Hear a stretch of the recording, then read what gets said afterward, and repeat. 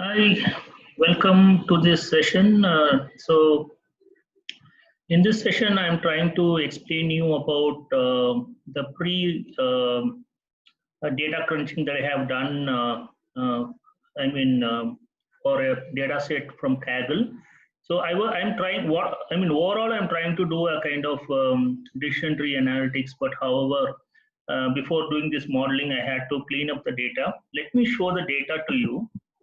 So I'm just opening the data point.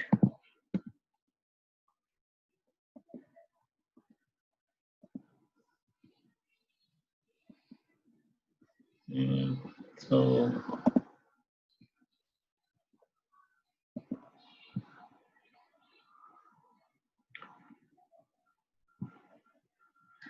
if this file is having more than 41,000 records. So this is imported from Kaggle. So the file, what information the file is having is the file is having the potential um, subscriber information. So subscriber, when I mean this data has been collected by a bank or a kind of investment firm, which is trying to sell term deposits to the customer. And in order to sell the term deposits to the customer, they have collected all the details. So the details they have collected is the age of the potential subscriber, what is the job they are doing, their marital status, educational status, whether they have any default in their credit card, whether they have any housing loan, any other loans, how they are contactable, and if they are contacted, when they were contacted last, and at what day they were contacted, and how many days since they were contacted, and how many campaigns have happened.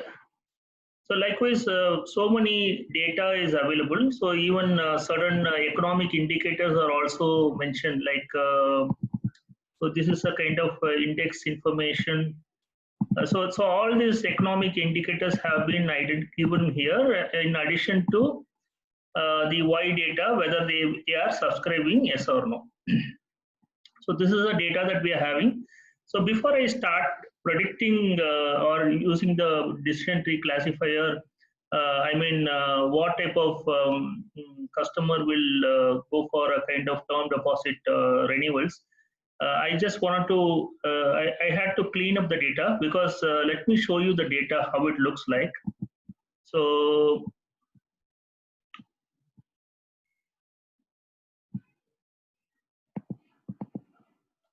let me filter the data.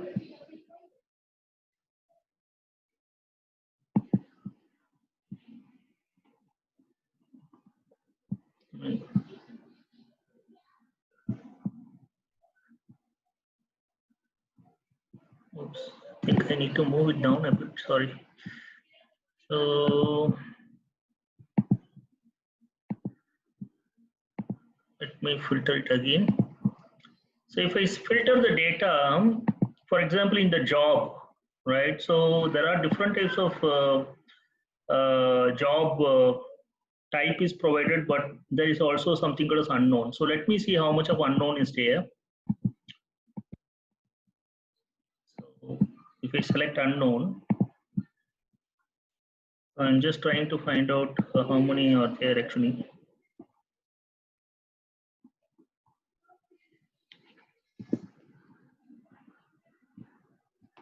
So there's around 330 unknowns are there actually, right? So second thing is, if I look into the marital status, again, I have unknown, okay? So here's, so many unknowns are there. Let me select everything here so you will know, okay?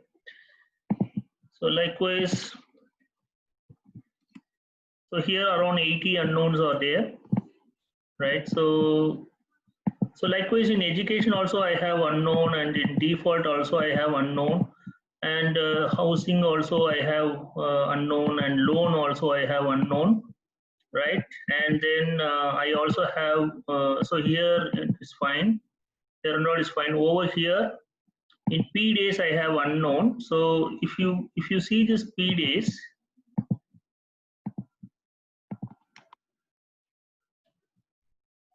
there are actually the unknowns are coming on to 75 unknowns actually, and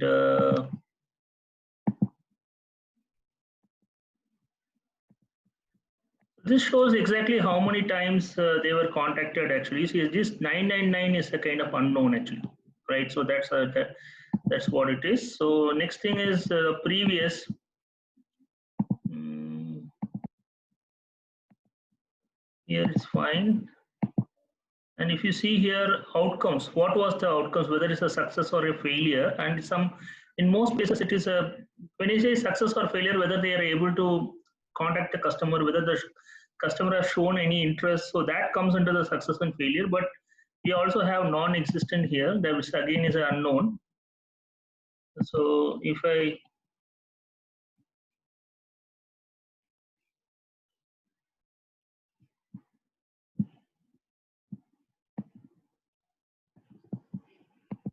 just a minute, let me filter again.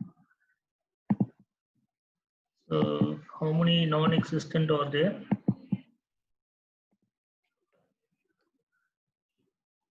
So here we have 35,563 records which are unknown actually, which is really huge. Okay, so this point has to be noted. And then in other areas, I don't see any unknown, so that's the reason I'm not filtering and showing it to you. Let me also confirm in 999 how many unknowns are there. So here also we have 39,673 records which are unknown. So these two things have to be noted down because there are, I mean, it's really so many unknowns we will definitely not have. So in these two portions, definitely we need to have some kind of upsampling. So since we cannot do an upsampling, I'm looking to ignore this particular aspect from the modeling itself. So I need not do any kind of imputation. So when I say imputation, it's all about how will I replace the right values on the particular missing data fields, right? So that is called as imputation. Okay, so that's a technical word we are using, but it's very simple also, right? So now there are different types of imputation techniques available. One is we can go for upsampling, where we can just go back and see sorry, not upsampling. We can just go back and do a resampling so that wherever it is unknown or non-existent, those things can be replaced. That is one practical way, but however, this data is from Kaggle, so I don't have an opportunity to do that aspect. So that is negated now. So second thing is we can replace these values with median and mean and all actually. But the problem is these particular values are actually non integer values, right? So I won't be able to do these filling operation using mean, median, or mode and all actually. So either I have to convert it and do it. So that is the second aspect that needs to be done. Third thing is again this particular thing can also be done using something called as KNN imputer. So I'm trying to use KNN imputer to fill the non-existing values rather using the conventional aspect of filling it up with mean, median, mode. So in either the cases of filling up with mean, median, or mode, as well as in KNN imputer, I cannot do it in a string variable, right? So I need to convert these variables into categorical variables, and then based on that, I need to come out with this imputation techniques, right? I have to implement the imputation technique of mean, median, and mode, or I can use the KNN imputer. So since KNN imputer is a kind of statistical method, so I feel that would be more relevant.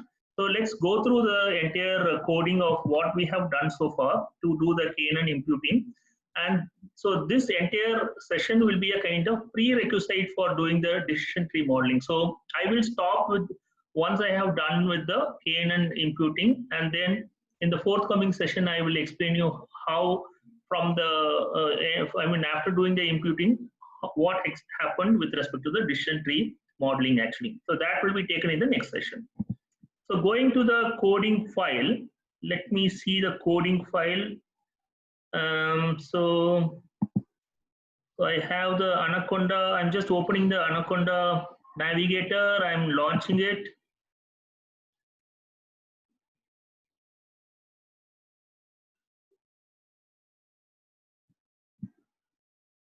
So it's loading still.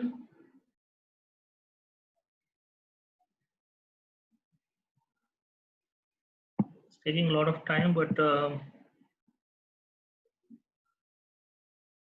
Anaconda Navigator is having lot many options. If you see here, we are having options to change the environment and all. That means we can have specific packages loaded in specific places, right? And we can use them as needed, right? So that is the advantage of using Anaconda Navigator, as well as you'll be able to use different type of IDs. I have an R Studio here, as well as I have a Jupyter Studio, and I also have some certain cloud-based platforms, right? So all these are advantages of having the Anaconda Navigator. Let me close this Excel file first. I'm just closing it. So now here I have the file. So let me just put it at the top, right? So now see here, I'm just downloading all the packages now. NumPy, Pandas, and Matplotlib, Seaborn, and I'm reading this file, CSV file, and I'm putting in a data frame, and that data frame I'm just displaying. So it has come out. It has read the file into a data frame. So totally there are 21 columns and there are 41,188 rows available. I'm seeing the data type of it. So most of the data type is object. For example, job, marital status, education, default, housing, loan, contact, and month are all in object mode. And this is not enough. This is not adequate for us to do an KNN imputing. We need to change the data types first of all. So I'm also seeing the shape. It gives you how many columns and how many rows are available. And I'm also, so what I'm doing here is I'm first of all moving all the wherever is unknown. For that I'm trying to move a question mark over there, right? So instead of unknown, I'm trying to make it as question mark. So for example, non-existent I'm putting as question mark, unknown I'm putting as question mark, likewise. So this particular entire lines can be converted and we can write fine tune it by using a kind of for loop. But however, for that fine tuning I'll be doing it later. But just to show you how I have done, I am just this is the most simplest form, but the most long form I would say. But still, this will help you to figure out exactly how we are doing this coding actually, right? And then so now, after doing this, I'm trying to come out with a categorical display, like I'm grouping the entire table or a particular data set using PDAs. So I'm showing you. So here we have so many are there. So and here 999 is so much. So that is also shown actually. So this will help me to understand whether the particular variables are correctly grouped or not, right? As well as it will help you to understand basically which code is given for which variable, right? So that can be understood here. So next thing is what I'm doing is I'm converting. Here also see here I'm also grouping it by education. So basis that I'm able to understand that this question mark is 1731 rows. So for 1731 places I have given the education as question mark. That is what is coming out. So likewise in each and every field the question marks will be plugged in wherever it is non-existent and unknown actually. So that has been done. Next immediate thing that we are doing is we are replacing this question mark with NaN value. So basically NaN means not a number. So this particular function is from the NumPy package. So from there I'm using this NaN actually. And after doing so, what I'm doing is I'm trying to find out how the marital status looks like and trying to find out whether NaN values are moved correctly or not.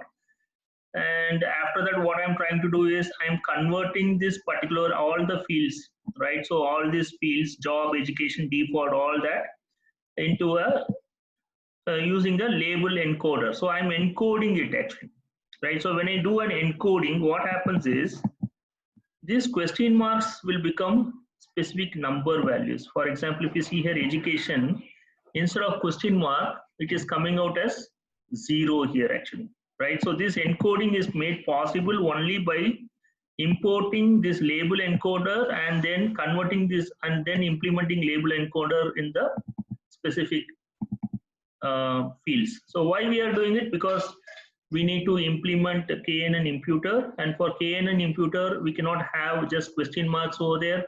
Rather we need to have zeros and all that, right? So those values need to be there. So in order to bring the zeros, what I have done, I converted the question marks to not a number, and that not a number I converted to this particular encoding.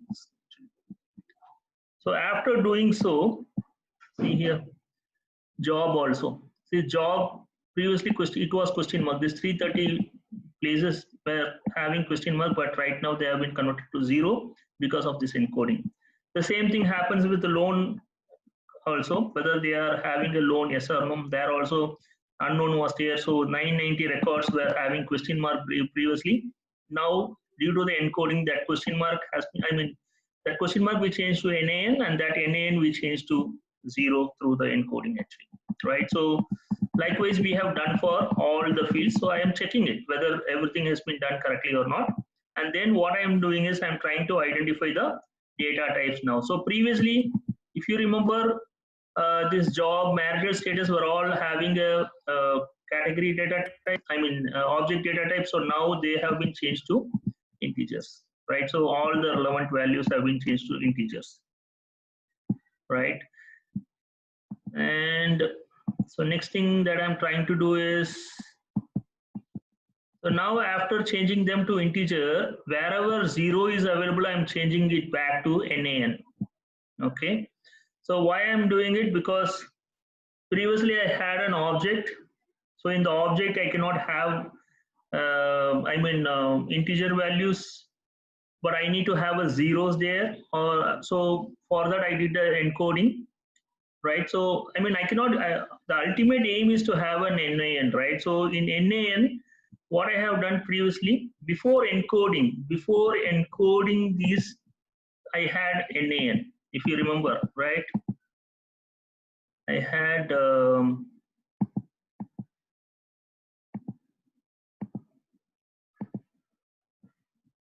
question marks were there, and then what I did is yeah.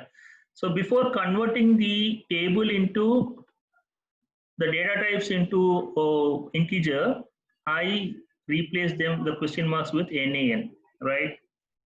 So why I had to replace with NaN? Because if I don't, I have to do the encoding. That's the reason.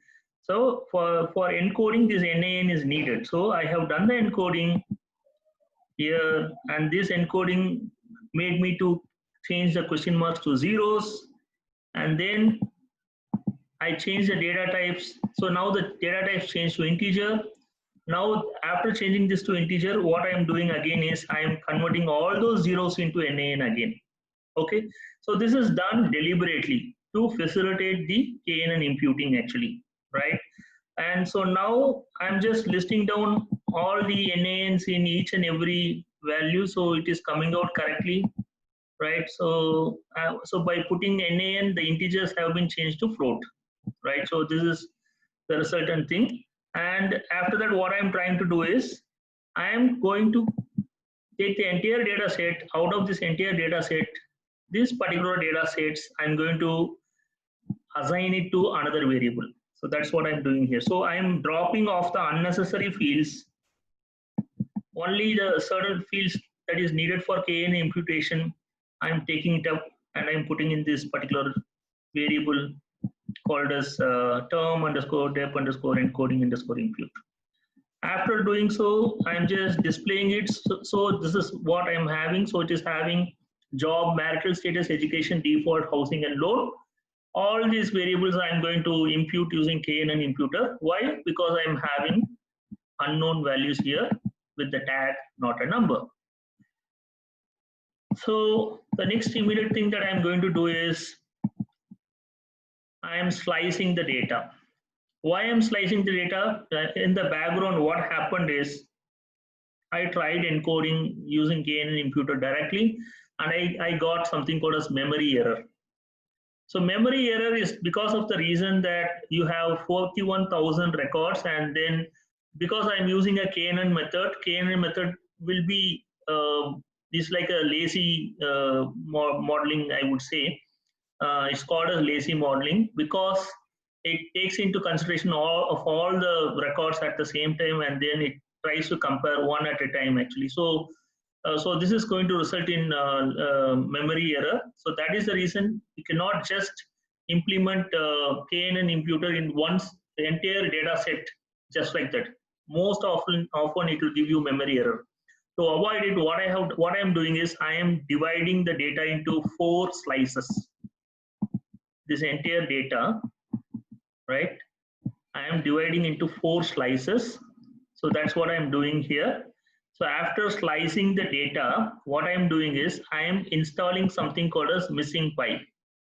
In fact, I tried implementing scikit-learn. In scikit-learn also, we are having having KNN imputer, but I was unable to do it. So from the web search, I identified that even missing pipe is also one of the method that can bring in the package KNN imputer. So I installed it actually, right? So after installing, what I am doing is I am instantiating the memory with the KNN imputer algorithm, and I am using a method called as distance method, right?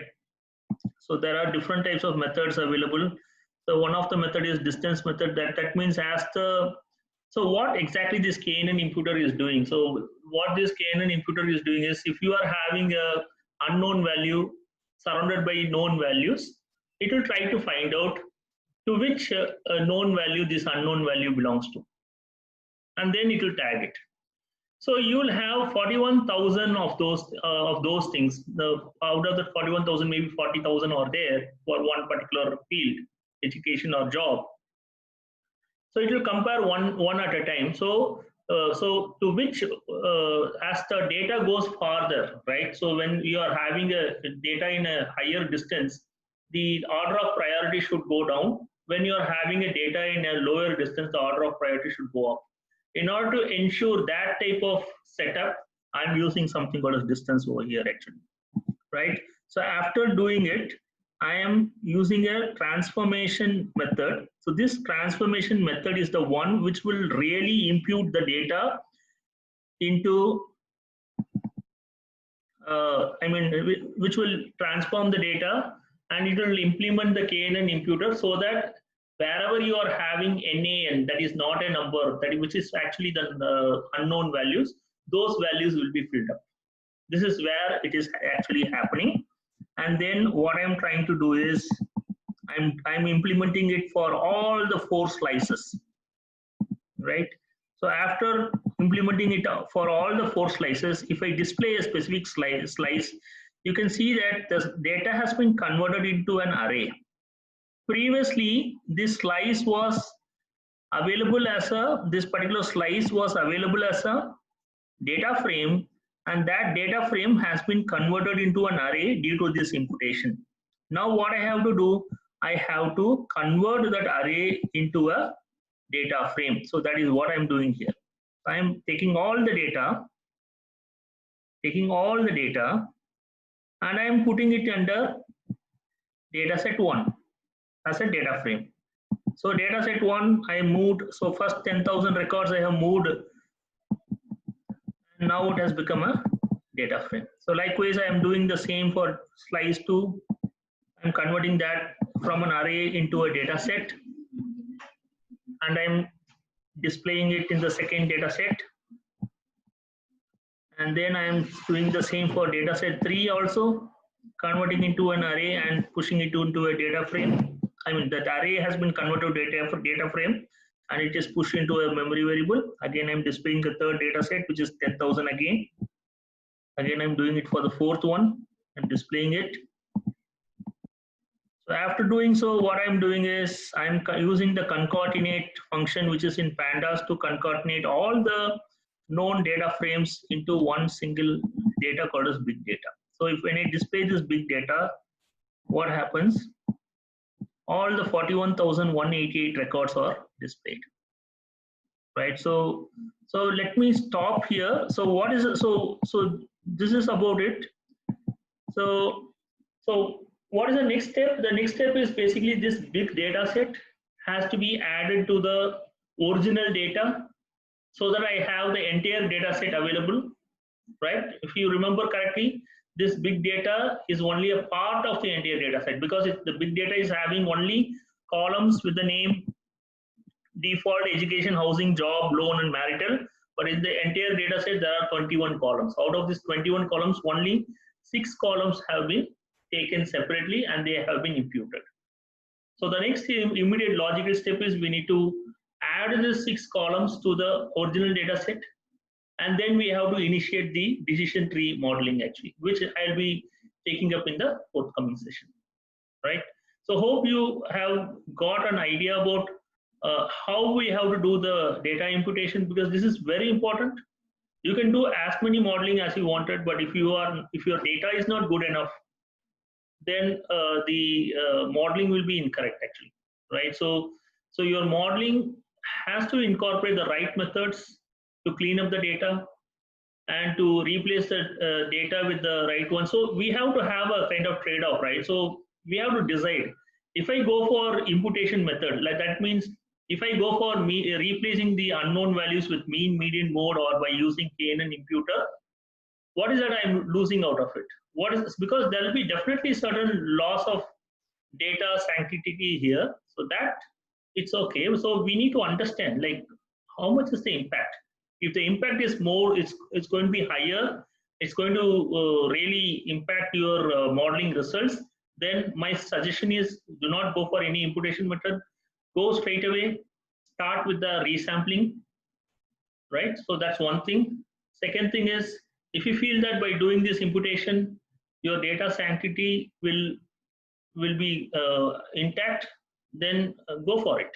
Okay, so nothing wrong in that actually. So there are different methods available for cleaning up the data. This is one of the method actually. We call it as imputation.